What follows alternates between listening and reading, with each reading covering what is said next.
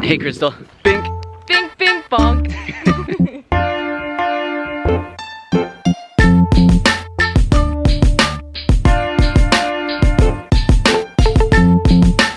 Alright everyone, so welcome back to another Ask Me Mondays. As you guys know, this is a series of videos I do every Monday where I answer some commonly asked questions and some not so commonly asked questions. exactly, that I get from the comment section down below. So we're out here today in my mouth. Rubber baby buggy bumper.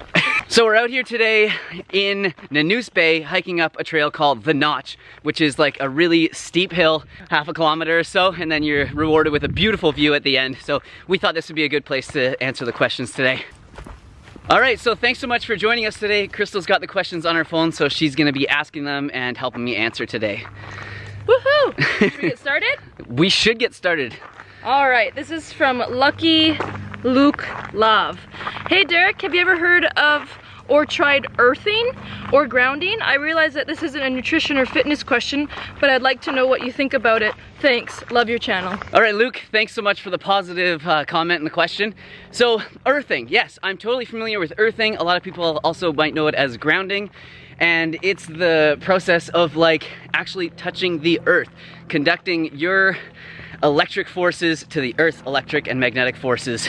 Basically just walking like barefoot, laying on the ground. Yeah, exactly. That kind of thing. So it's definitely something that I'm familiar with, something that I've experimented with in the past. There's a cool book that's actually called Earthing, and I read some of that book, and it had some really interesting case studies in it about how like earthing and grounding can help reduce inflammation and help heal like chronic diseases and stuff like that. And they weren't huge, large-scale studies, but there was definitely some really interesting information in that book. However, it is sort of a fringe science, and there's not a whole lot out there about it. If you just like think about it, it makes sense. Yep. You're putting your foot on the ground and you're barefoot on the ground, and the electromagnetic field, I guess, it just resonates. Energy transfers, electrons transfer. I think that's what it is. It's electrons, so it helps balance your body yes, out. Electrons, you're right. So what are my thoughts on it? Yeah, I think that it's great. I don't think that you can hurt yourself at all. I don't think there's gonna be any negative consequences or side effects from grounding yourself, and I think it helps us feel more connected to the earth.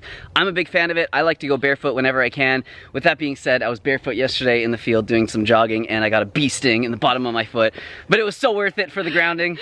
Yeah, you can actually like make like grounding like pads and stuff like that. You can buy them, and I actually made one years ago, and I used to use it at the computer. I would sit there with my feet on it. Yeah, it helps protect us from the harmful like electromagnetic fields that surrounds a lot of our electronic devices. So I don't know if it does anything. I used it for a little while and I didn't feel all that much different. A lot of people will use it like when they sleep, have a grounding mat in their bed, and some people say that it helps them sleep a lot better. I don't know, I feel pretty great and I feel pretty healthy all the time, but I know that I do feel awesome when I put my feet, you know, on the ground, in the sand, in the water, on the grass, hug a tree. Hug a tree. What do you think, Crystal? I think there's a really cute dog coming up. Oh my God. Hi. Oh, very sweet. Just has to make sure we're safe. Oh. Didn't like me. So yeah, grounding, I'm a fan of it. Connect yourself to the earth in any way that you can. Flower.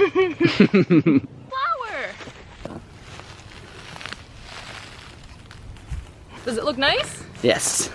All right, I think we answered enough on earthing. I'm a fan. Not sure if there's enough science behind it yet, but I'd like to see some more. Look at this beautiful little clearing we just stumbled upon on the side of the mountain. It's not really a mountain, more of a hill. Feels like it though. Should we move on to the next question? Yeah, next question. This is from Igor. Is excess protein converted into fat or peed out, as you often hear? Ah, right. Protein is a macronutrient like fat, like carbohydrates. So we get energy from those macronutrients. And if we overeat any of those macronutrients, it'll be converted into fat eventually. So we don't just straight pee out excess protein. It will definitely get converted into fat eventually. Maybe not as easily as fat would or as carbohydrates would, but it definitely will. But with all that being said, there's only so many calories our body can absorb at one time, and then we have to like excrete them without being used. So I mean, I guess there's a certain amount of protein that would get like, you know, eliminated if you were to extremely overeat it. You also don't want to be eating that much protein because it's hard on our kidneys. There's a lot of metabolites that are created when we eat a lot of protein, and those have to be excreted through the kidneys, and it's hard on our kidneys. So yeah, probably won't just be peed out. Some of it will be, and some of it will be stored as fat. I don't have anything to add to, because I actually wasn't sure about that question myself. I know that carbs, it takes you really have to overeat carbohydrates for them to turn into fat. From de novo lipogenesis, Yes. Look that up. I didn't know that protein could turn into fat. I didn't know that. Any of the macronutrients. Yeah. But it probably takes like quite a bit. Like quite a bit. Yeah, I don't know. It is different for each person as far as like how much excess, because like everything. There's so many. Yeah, I know. There are so many different factors. Next question. Next question. we might have to stop because it's kind of hard for me to read when we're walking straight up a hill. And this is a long one. Okay. I might just read the gist of it though. This is from Tanya. Hey Derek, my husband Aiden and I love your videos. He even has the Bink Bink song as his mobile phone ringtone. Oh man, that's so cute. This is our 3rd week converting to eating a vegan diet. My husband said in the afternoons he is lacking energy and has not been working out. Do you think this is just his body getting used to eating or not eating meat, or he needs to adjust the foods he's eating throughout the day? Cool. Do you want to answer it? I think you know. Yeah, I would say if he's feeling tired and kind of run down, it might be his body adjusting, but a lot of times when people feel like that, they're not eating enough calories. And when you switch to a plant-based diet, you're eating a lot more fibrous foods, and so that fills you up. But those fibrous foods are also really low in calories, so that's kind of what we usually see, right, Derek? Yep. Yeah, exactly. That's the biggest mistake that most people make when they start eating a plant-based diet is, especially from like a, traditional like meat-based diet, is that they just don't eat enough calories, and then that's the reason for a lot of people like losing strength or losing muscle mass or being tired, is that you're just not taking in enough calories. There's definitely a transitional period, and for some people it's like a month, for some people it's several months, where it'll take your body a little while to adapt to this new style of eating. Our gut microbe completely changes when we do start eating plant-based, so yeah, it does take a little while for that, but I think the energy probably comes from just not getting enough calories, enough energy. So a good way to Holy, sorry, this is an anthill. Look at that. I love how you cut me off to show everyone Sorry. the anthill. Yeah, but this is great. Wow. This whole thing is just... Oh my god, they're all over me. At least they're black ants, not like fire ants. Get off. All right. Oh, I was gonna say about that, like not feeling great. The one thing that he can do is he can always track how many calories he's eating. Yeah, good. Give solutions for like to these problems. Yeah, we have to give solutions for a few days in like Chronometer. That's the one that Derek likes to use. Or I guess you could use MyFitnessPal. And then just to see how many calories. And if he's eating a good amount of calories, then maybe it's like, let's look at other things. But right. That's usually what's kind of happening, isn't it? I agree. And then you can find out the amount of calories that you need.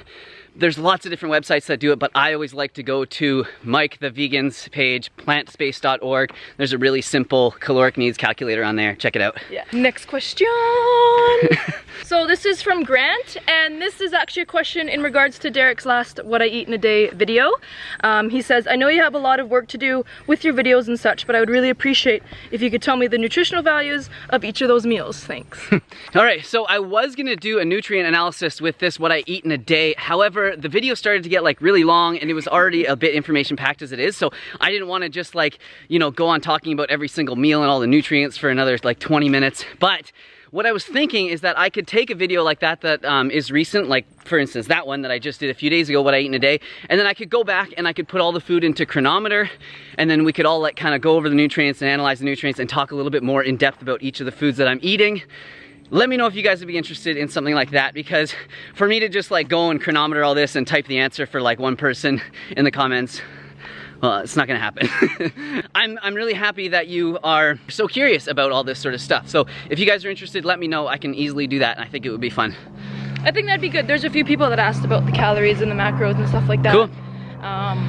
Yeah, maybe that'll be another video. And you can be like, hey, remember that time? Next question. Next question. This is from Carolyn. Hi Derek, would really like to know what's your take on OMAD? Vegan, of course. I've been trying it for a week now and I like it. And then she says a few other things, but we'll just keep it short. So I think I've touched on this before in one of the Ask Me Mondays, but I keep getting this question over and over and over again. So I'll just really quickly tell you guys that 1 meal a day, if it works for you, great. For me, eating once a day doesn't seem like fun. I love eating, I love cooking, I love creating food, I love getting a nice amount of nutrients in my body throughout the day. So just eating like once in a day doesn't seem appealing to me. However, you know, some people seem to be getting really good results off it. And I struggle to get enough calories as it is to like build muscle. So I have to eat lots, and eating just like 2,000 calories in 1 meal in a day would not be good for my digestion. Whenever I try and like bulk, Crystal knows this, my digestion like suffers, and yeah, you have I don't feel like good, and my stomach gets all distended, and it's just like not great. So that's like when I try to eat too much at 1 meal, and with 1 meal a day I feel like it would be like that. So yeah, anyways, I eat probably 2 meals a day, and sometimes 3 with like just a small lunch. So I'm not that far off it, but just like strict 1 meal a day, not for me. But if it works for you, cool. This is an interesting question. This is not nutrition. Oh, okay. Yeah. This is an interesting question, not nutrition or fitness related. This is from Christian. I'd like to ask you why and how you started skateboarding, and do you still do it? If not, why? And would you like to pick it up again? Great content, you're a shining light on this platform. P.S. Post some more clips of you skating. All right, so what made me start skateboarding originally was that I just saw people doing it, and it looked like so much fun. It just looked so different. It looked so creative. They were like adapting their own techniques and style to suit the environment, and I thought that was so cool. Like using little like curb cuts and stuff that are designed for like, you know, wheelchairs and whatnot to like launch and get air off of. I just was like, wow, this is amazing. You can see the whole world in a different way. There was a guy on the street of mine who my sister ended up marrying years and years later, who was the skateboarder on the street, and he was the first person I ever saw skateboard, and I always looked up to him. I thought he was so cool. And then years and years later, my sister and him end up getting married, have a kid together, and now he is my brother-in-law. So rad. Sup, Mike? Love you, bro. So why don't I do it anymore? My ankles started to get so badly injured. Skateboarding is really hard on your ankles and on your joints, and I got to the point where I wasn't able to like push myself and progress anymore without hurting myself, and it just wasn't fun. It wasn't fun for me to just always hold myself back, so I found something else, and that's how I found calisthenics. So I do still do it a little bit here and there, but last time I did, I hurt my ankle, and it was bad for like months and months after that. Like I've hurt my ankles, I've rolled my ankles so many times, there's just like nothing left of them. I just can't keep doing it. So anyways, well, I'll do some more skateboarding this summer. It's hard though. I feel like an injured animal out there. Like I was once so good and now I'm not. A little impromptu pull-up bar. It kind of works. Do we have another question? We have another question. This is from Ramon. My question is, I've been drinking green tea with the juice of half a lemon every morning for months now. A lot of times it makes my stomach feel a bit weird, almost upset, but it settles within about 15 minutes. A few days ago, I actually had to throw up because of that. I've read that lemon juice can actually cause stomach ulcers on an empty stomach. What are your thoughts on that? Have you ever experienced anything similar? It's a great question. Yeah, this is a great question. Crystal actually pulled this one out because she had a flashback of one of our like daily outings that we did where I was affected with this. It wasn't an outing. We were trying to make the ferry to go to visit my family, and I was like, we have to make the ferry. Yeah, and I had this combo, and I thought I was gonna die. So we'll tell you about it. I haven't heard about lemon water causing ulcers in someone's stomach, but I guess because it being so acidic, it could. But like, you know, you gotta dilute it a lot. Like I'm using half a small lemon in close to a liter of water, in probably 750 milliliters to 850 milliliters of water. That's not all that strong. So I'm not putting like a whole lemon into like a cup of water and drinking like straight lemon juice, like burning my enamel off. I don't think that's what it is. But you know what I think it is? You tell them. It's the tannins in green tea. Yes. Derek gets the same thing if he has green tea on an empty stomach. I can drink green tea, like no problem, empty stomach, whenever. Derek, nuh-uh. And that's what happened that morning when we were trying to catch a ferry ride. Yeah. So they make things tighten up, I know that. Yeah. So what tannins do is they tighten things up. Like, you know how people put like tea bags on their eyes in order to like tighten up the bags that they have under their eyes and that sort of stuff. So tannins have that effect, and that's why they say that you don't absorb food all that well if you have it with coffee, because coffee is really high in like tannins, and that actually can like inhibit some of the absorption. So green tea is also quite high in tannins, and yeah, that can definitely happen, especially on an empty stomach. If I have green tea with some food in my stomach, it doesn't seem to happen, but yeah, so that's probably what it was. So maybe separate it, have the lemon water first, and then have the green tea after. Or have green tea with maybe meals. See how your body does. All right, next question.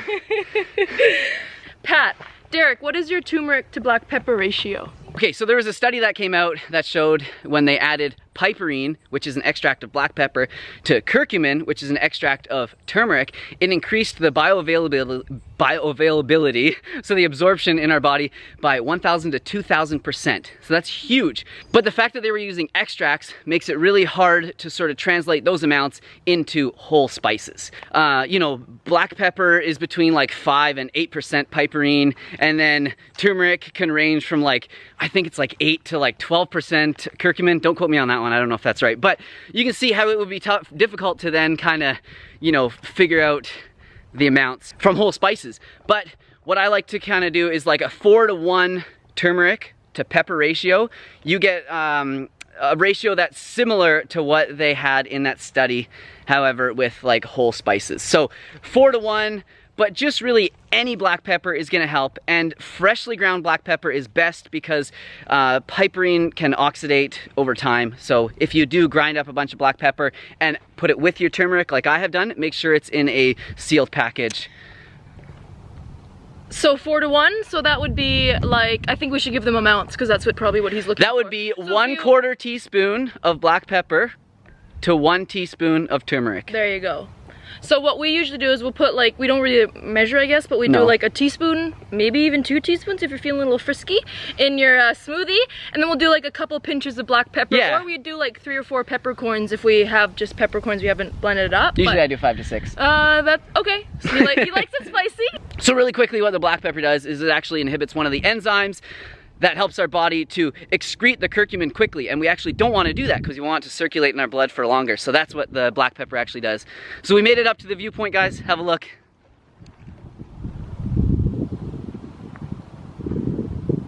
Wow, it's so cool up here.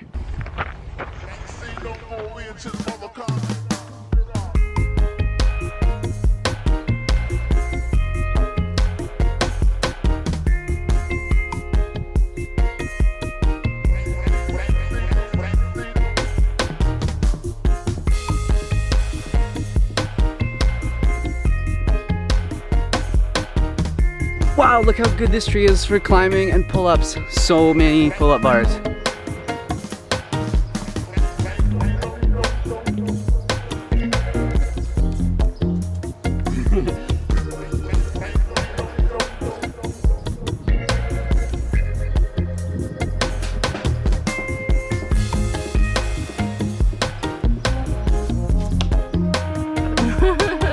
Nice.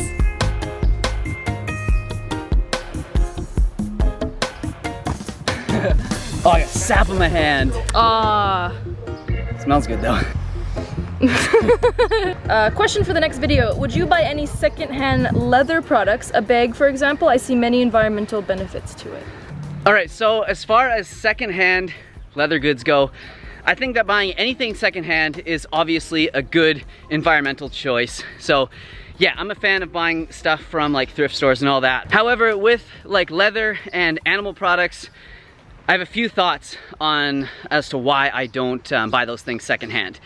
I just don't like wearing leather, and I just don't really like seeing it on my body or in my house. I can't help, Chris and I were talking about this on the way here, but like you can't help but think about the life that was lost, or the fact that that is an animal skin when you're wearing it, or like when you see it on a couch or whatever, like something like that. I just can't help but think about that. So that for me right away is like, I just don't want that stuff on my body. I don't want it in my life. Not criticizing vegans that do buy secondhand leather, because I see the point. Leather can last a really long time. I'm sure you guys could see our point of view, and I'm sure many of you hold the same point of view, is that like you just don't want that on your skin, or you don't want to be sitting on like a leather couch or whatnot. And then the second reason is because I don't want to promote that look. It's like, I don't want people to see me like looking cool in leather and then going out and like buying something that's leather because of that. I mean, I'm sure not many people are going out and like buying stuff because I look cool in it, but you know, it's very contradictory. So if you were, let's say, you know, if people were to see on my videos me wearing leather, or they, you know, see me walking around or whatever, and I'm trying to promote this certain message, and then they see inconsistencies in it, you know, without knowing the full story, without knowing that it's secondhand, or I've had it since before I was vegan or whatever, it would be really easy for them to sort of push aside my values and views, I feel like. What else do we say on that? I see leather kind of in the same category as, say, fur. There's a lot of vintage fur, or fur that's donated to a thrift store, that type of thing. And it's just not, like Derek said, kind of a look. Like, I see the fur and I'm like, oh, the poor little animal, like I feel bad. So yeah, but I understand why people would rather thrift shop buy it. It makes sense. You are recycling and reusing things that people didn't want. All right, is that it, Crystal? Any more questions? That's it. That's it. I don't have any No more questions. So that's it. That's it for this Ask Me Monday. Thank you guys so much for joining us. Really appreciate it. Thank you for all the positive support. Definitely leave your comments in the section down below. We always read every comment, and we love like laughing and talking about them. You guys are hilarious in the comments, and always so positive. So positive, so good, so nice, so kind. Extra points for people that have bink, bink, bink, bonk as their ringtone. That's hilarious. Man, let's face this way a little more so we don't have the missing sign in the background. Doesn't look, looks not a good look. Anything else? Ask your questions down below, guys. That's it. That's it. We don't have anything else. Well, no other questions. You can always hashtag them Ask Me Monday or hashtag AMM, and that makes it really easy for me to find. But as I mentioned, we read through all the comments. Look, my fingers are stuck together from that sap. Oh, not anymore. And make them, the comments, like, ask unusual questions. Those are kind of like the funnest to answer, aren't they? Like the really different kind of quirky ones. They are. We like answering those ones. I mean, we like answering all of them, but like something that people haven't like really heard before, I guess. Yes. All right. I don't know. Thank you, everyone. Stay positive. Eat plants. Yeah. Bye.